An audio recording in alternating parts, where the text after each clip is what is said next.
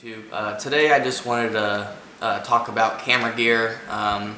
It's been a while since I've uploaded a video. I've been kind of busy and trying to figure out something good I can put out there for you guys. I've been getting a lot of positive feedback from a lot of YouTubers on my other videos, so thank you guys for that. I really appreciate it. It helps me want to put out a new video.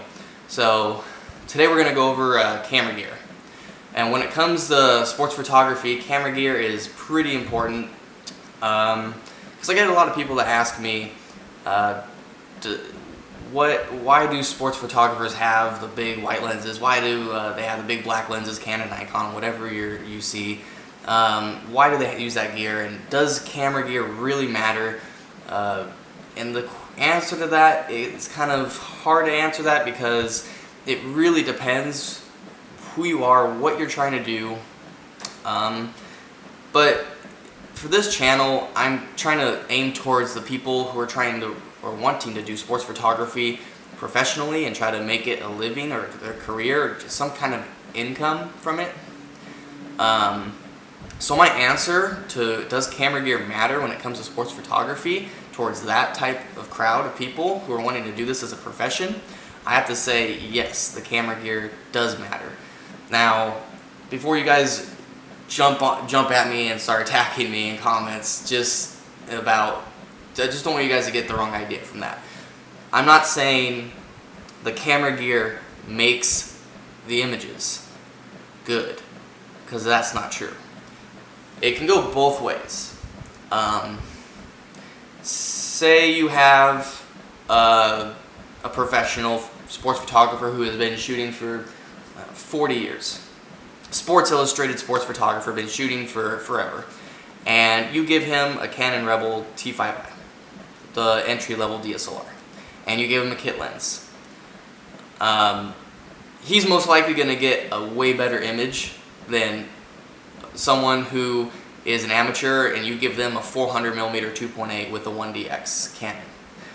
And that's because the veteran shooter has much more experience and he knows how to use any camera you can give him, and he can figure out a way to get a well-composed, great-looking sports action shot with that setup.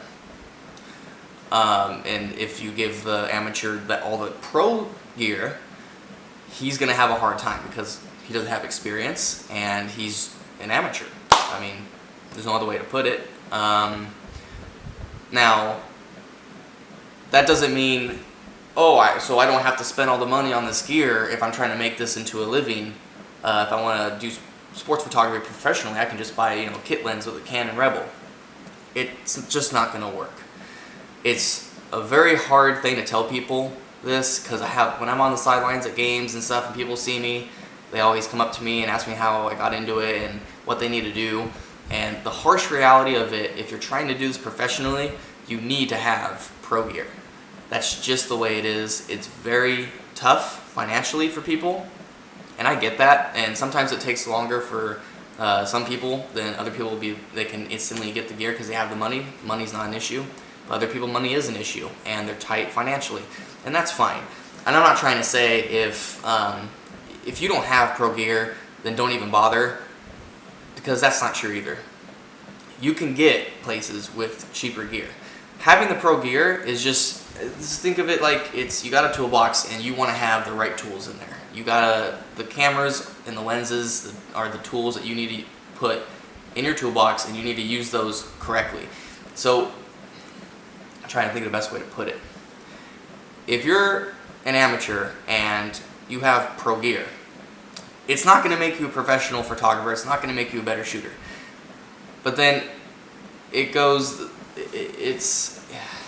sorry, I was trying to think of the best way to put it.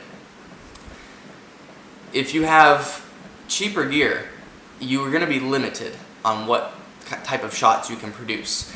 If you're on the sideline with an 1855 kit lens with a Canon Rebel, and then you shoot with that for a game, and then you go next day, you can rent a 400 2.8 with a 1DX, and you shoot that.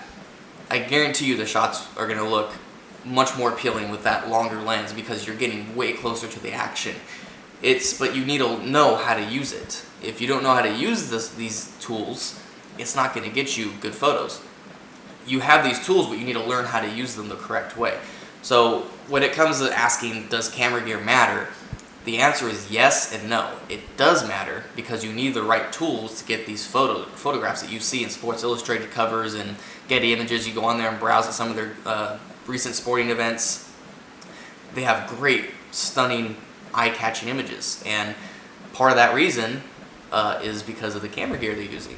And that's just the way it is when it comes to sports photography, sadly. You've got to have those long lenses. You've got to have that 2.8. You've got to have multiple camera bodies, and that's just the way it is. But like I said, everybody has their own financial burdens. Other people don't have that financial burden. Money's not an issue. They can just go out and buy all the gear right now. But like I said, it doesn't matter if you can go out and buy it all right now. You've got to learn how to use it. For me, for instance, my situation, I've been shooting for about 3 years, a little over 3 years right now. I'm about to buy a third 1DX, so I'll have 3 1DX camera bodies. I have a 400mm 2.8 IS Mark II, and that right there alone is, I think, over $30,000, and it's ridiculous. It's very expensive, but thankfully I've got enough work around me and enough friends and family that have been supportive and helped me get this gear. Very thankful for that, but some other people just don't have that, and that's fine. You just have to work as hard as you can, save up all the money you can, and just get the best gear that you can afford, because it does help a lot. It doesn't make you a better photographer to have better gear, but having that high-end gear helps you. You need to get that gear, and you need to learn how to use it and master that gear, because if you don't learn how to use it, it's not going to get you anywhere. But yeah, and then another thing I get asked a lot from people is, why do you have multiple camera bodies? That's a good question for people who are just trying to get into it and don't really understand why people would have 3 or 2 or 4 camera bodies on them. And to answer that, there's a few answers to that. One thing is, people have multiple bodies on them because one, they'll use it for one of them, or maybe 2, for remotes. Say you're shooting a soccer game. Some people will put like a Gorilla Pod behind the goal, and with a wide-angle lens, and they'll put a pocket wizard on the top, and they'll be shooting elsewhere, and then they'll have the pocket wizard on top of the hot shoe of the camera they're shooting with, or just in their hand, and when something's happening at the goal, you just push the pocket wizard, and the remote camera behind the net goes off, and there you go. And that's one reason I have 2 bodies. I see a lot of people in football, they have 3 bodies. So there's another way to answer your question. The basic setup I've seen, most common one is usually like a long telephoto lens on one body, say like a 400mm 2.8, and then on the side you see them with the 70-200 2.8. That's a common setup I see a lot on field. To go even further beyond that, with a third camera, they'll use a wide angle. And you could ask, well, why don't they just switch lenses whenever they need that lens? But until you've gone out and shoot a game, you won't understand, but there's not enough time to be doing that. You can't, and at pro events, as far as I understand, you can't bring a camera bag out on the field with you.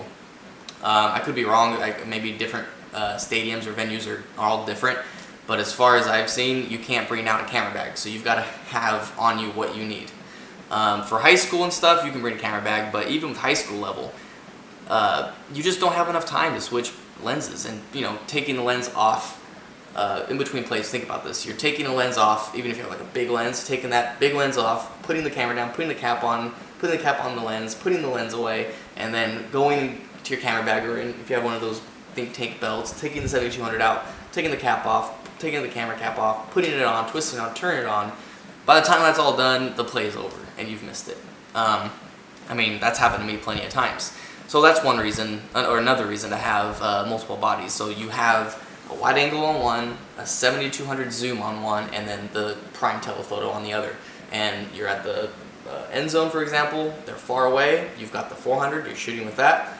And then when they come closer, put the 400 down or over your shoulder and bring out the 70-200.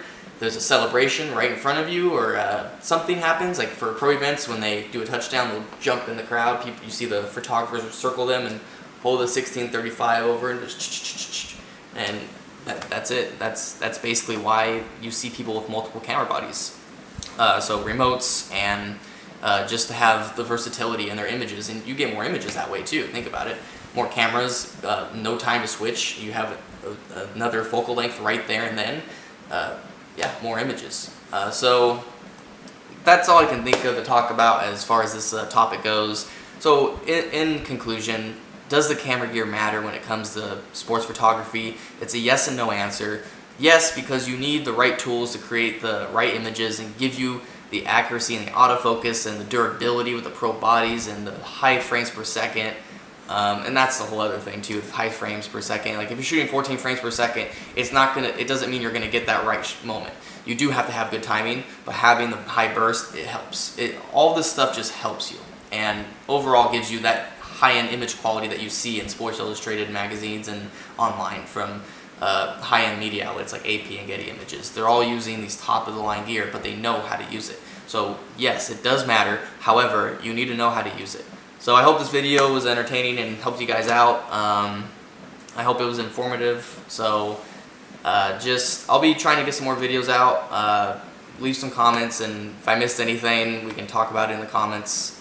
But yeah, my next video should be out. I might make a video beforehand, but it's probably going to go over what's in my camera bag.